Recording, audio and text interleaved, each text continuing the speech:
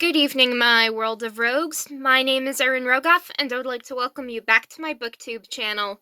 So, with November coming, I am preparing for the winter, and I am also preparing for Christmas and Hanukkah since I celebrate both because my mom is Catholic and my dad is Jewish.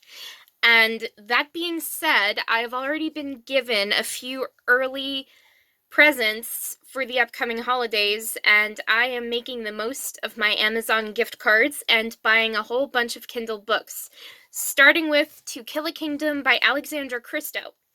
That is a young adult fiction fantasy novel. It's a standalone, and it's about this princess named Lyra, who's the most dangerous girl of the Siren royalty, and she has 17 hearts of princes in her keep, and she kills one of her own.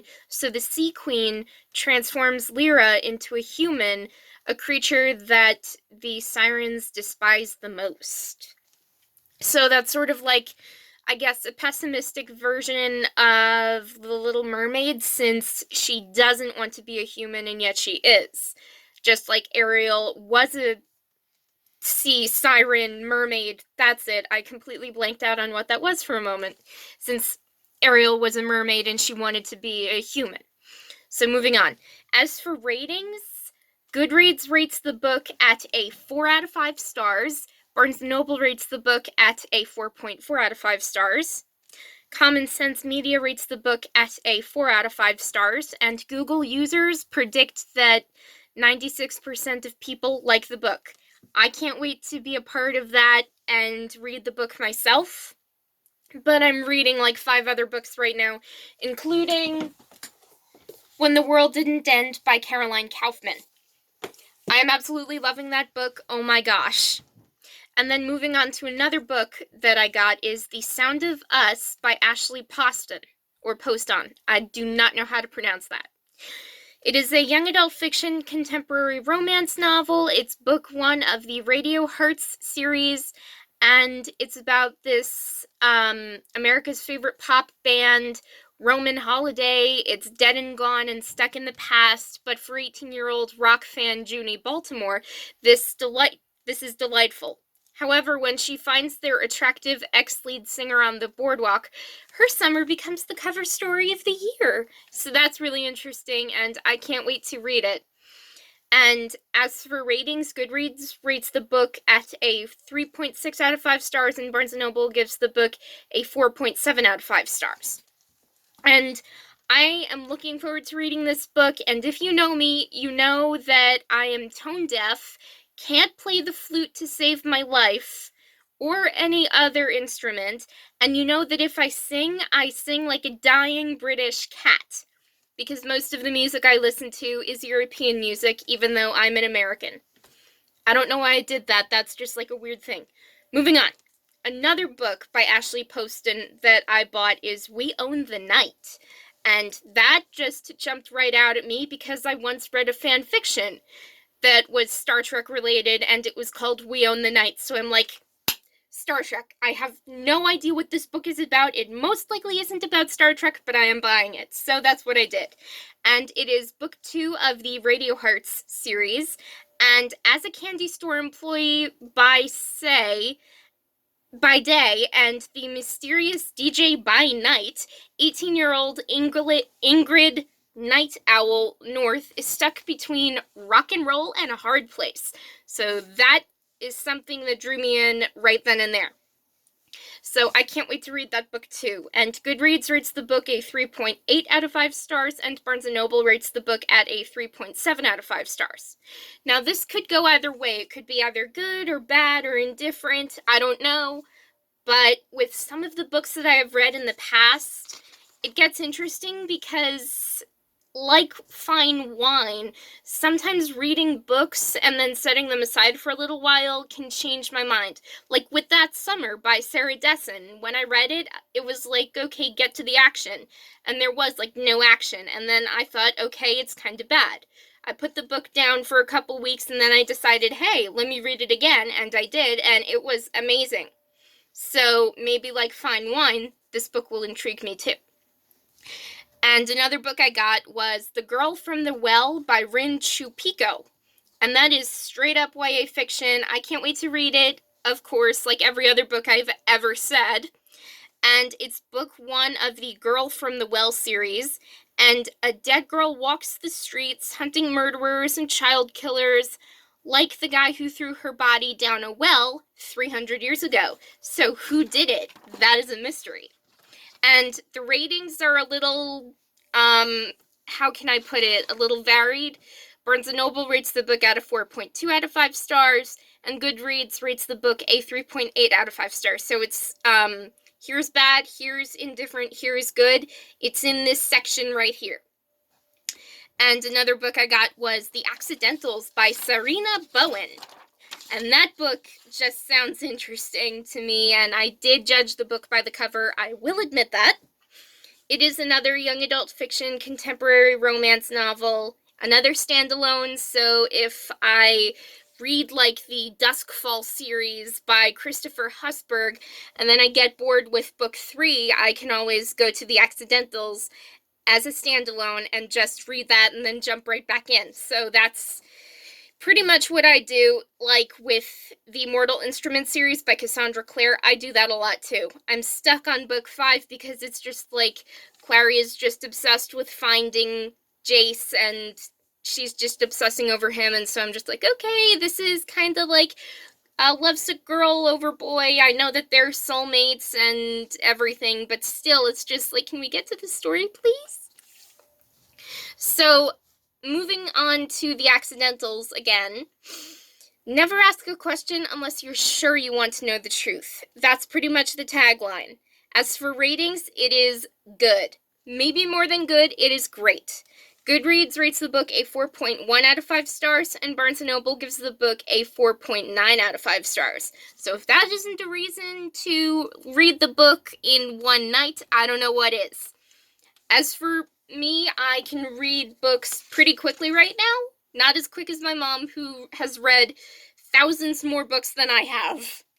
She just doesn't post about it on YouTube or anything like that. Another book I got was The Beginning of Everything by Robin Schneider. This is another young adult fiction contemporary romance novel. It's a standalone, and varsity tennis captain Ezra Faulkner was destined to be homecoming king of his high school, but his girlfriend cheated on him and broke up with him, and he broke his leg in a car accident. Then he finds an unexpected love with new girl Cassidy Thorpe. And Goodreads rates the book at a 3.8 out of 5 stars, and Barnes & Noble gives the book a 4 out of 5 stars. And as for awards, The Beginning of Everything was nominated for the Goodreads Choice Awards as Best Young Adult Fiction. So I'm really into young adult fiction and fantasy and science fiction. Those are like the 3 main things I will read. Like, if it's just that genre, I'm like, okay, I choose you. I want you.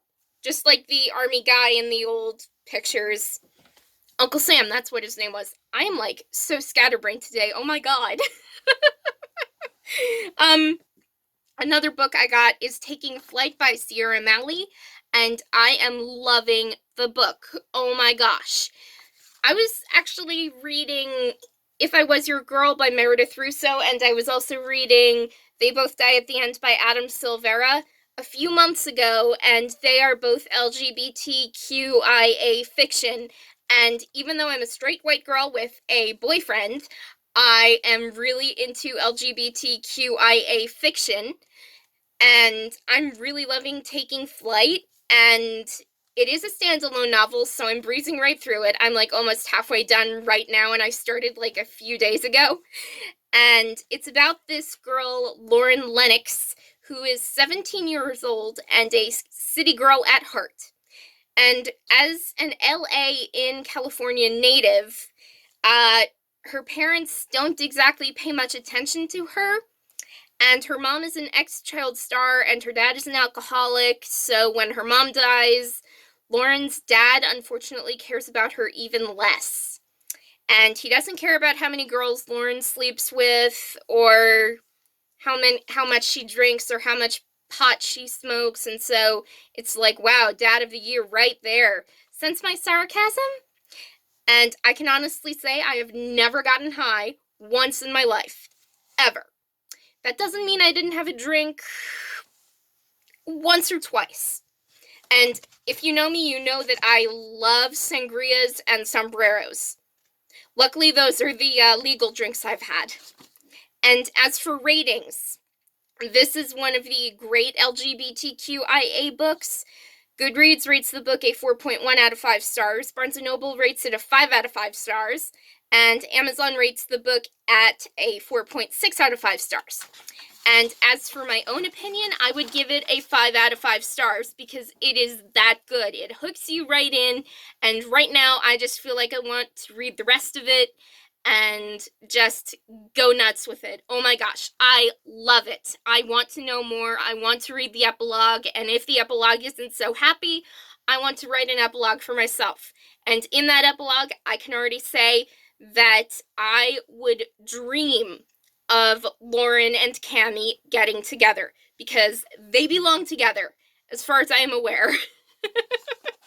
And then the final book I got this November is another book by Sierra Malley. It is Time It Right. It is another young adult fiction LGBTQIA romance novel. It's a standalone, and it's about this girl named Valerie Marsh and her 3 closest friends, Tara, Amber, and Kat, and they're finally seniors in high school. Tara's a straight-A student, Amber is the most popular cheerleader girl, and Kat is the lead performer in every school play. Valerie, however, wonders who she really is and where she truly fits in. So will she truly find herself? This book is kind of like a mediocre to really liked type of book.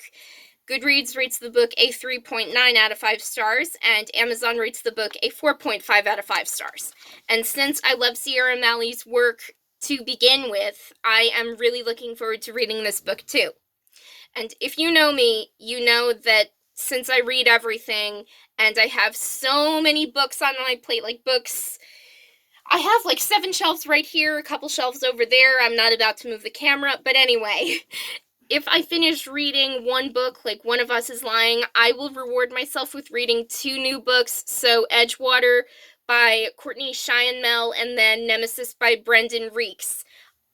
And I am reading like 5 or 6 books right now, so that theory of reading might not actually work out. Anyway, this is the longest recorded video I have done, so kudos to me, kinda. And if you enjoyed this video, hit that like button, show some support, comment your favorite books of November, and subscribe to my BookTube channel to get more videos like this, and have a great day, everyone!